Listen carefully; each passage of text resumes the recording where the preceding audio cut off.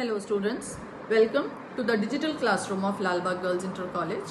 I am Mrs. R Singh and मेरा आज का लेक्चर क्लास 11 स्टूडेंट्स के लिए है। कल मैंने आपको स्टैटिस्टिक्स क्या है और इसके क्या यूजेस हैं इसके बारे में बताया था। आज हम अब इससे आगे का पढ़ेंगे। इकोनॉमिक्स की स्टडी को 3 पार्ट्स में डिवाइड करते हैं, कंजम्पशन यानी उपभोग, प्रोडक्शन यानी उत्पादन एंड वितरण यानी डिस्ट्रीब्यूशन। इन तीनों के बारे में समझने से पहले हम कुछ टर्म्स को पहले समझ लेते हैं जो इकोनॉमिक्स में बहुत फ्रीक्वेंटली यूज होते हैं और जिनका आपस में बहुत रिलेशन है। सबसे पहले बात करेंगे उपभोक्ता की। जब आप वस्तुएं खरीदते हैं अपने लिए या अपनी फैमिली के लिए, अपनी इच्छाओं के पूर्ति के लिए, अपनी वांट्स के सेटिस्फैक्शन के लिए, तो आप उपभोक्ता कहलाते हैं, यानी कि आप कंज्यूमर कहलाते हैं। That is when you buy goods for your personal use or for your family to satisfy your wants, you are called a consumer. जब आप वस्तुओं का उत्पादन करते हैं या सेवाएं प्रदान करते हैं तो आप उत्पादक कहलाते हैं। When you produce goods, you are called a producer. जब आप वस्तुओं को स्वयं के लाभ के लिए बेचते हैं तब आप विक्रेता कहलाते हैं। When you sell goods for your own profit, you are called a seller. जब आप दूसरों के लिए काम करते हैं, जैसे आप कहीं नौकरी करते हैं जिसकी आपको सैलरी मिलती है, तब आप कर्मचारी कहलाते हैं।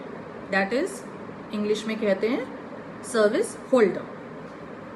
ऑन द अदर हैंड, जब आप कोई पेमेंट लेके किसी को सेवा प्रदान करते हैं तब आप नियोक्ता कहलाते हैं, यानी आप सर्विस प्रोवाइडर कहलाते हैं। जैसे doctor, lawyer, taxi driver, teacher, banker etcetera. तो ये सारी एक्टिविटीज जिसमें आप गेनफुली एम्प्लॉयड हैं, आपको किसी ना किसी तरीके का मॉनिटरी गेन हो रहा है, these activities are called economic activities.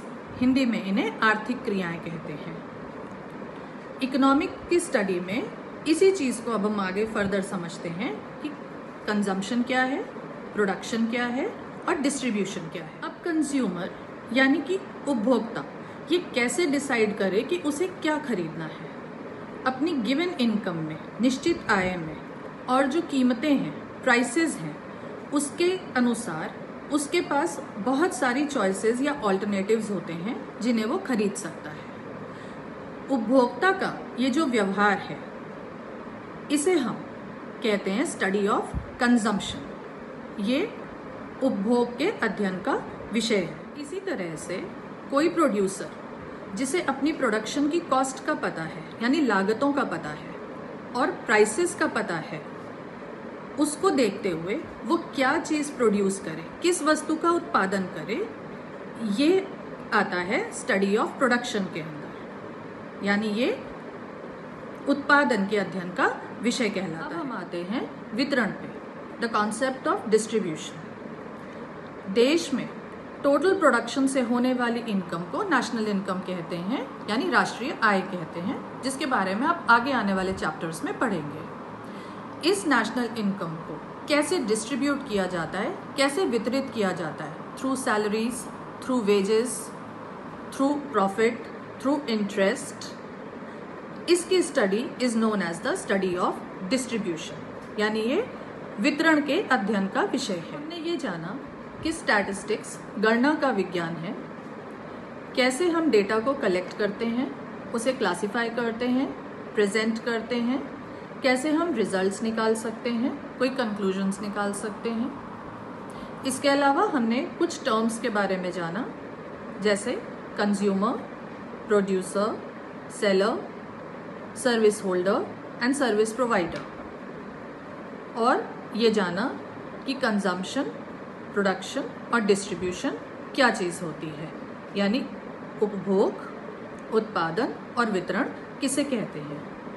Students, आप लोग अपना स्टैटिस्टिक्स का फर्स्ट चैप्टर इसको आप रीड कर लें और आपको कोई डिफ़िकल्टी हो तो आप कमेंट बॉक्स में लिखकर पूछ सकते हैं, या फिर जो व्हाट्सएप ग्रुप है उसमें आप अपनी प्रॉब्लम्स शेयर कर सकते हैं। व्हाट्सएप ग्रुप पे जो मैंने आपको अपना टाइम टेबल भेजा है उसमें मैंने होमवर्क के लिए क्वेश्चंस भी भेजे हैं। उन क्वेश्चंस के आंसर आप एक रजिस्टर बना लें और उसमें चैप्टर वाइज करते चलें। Thank you.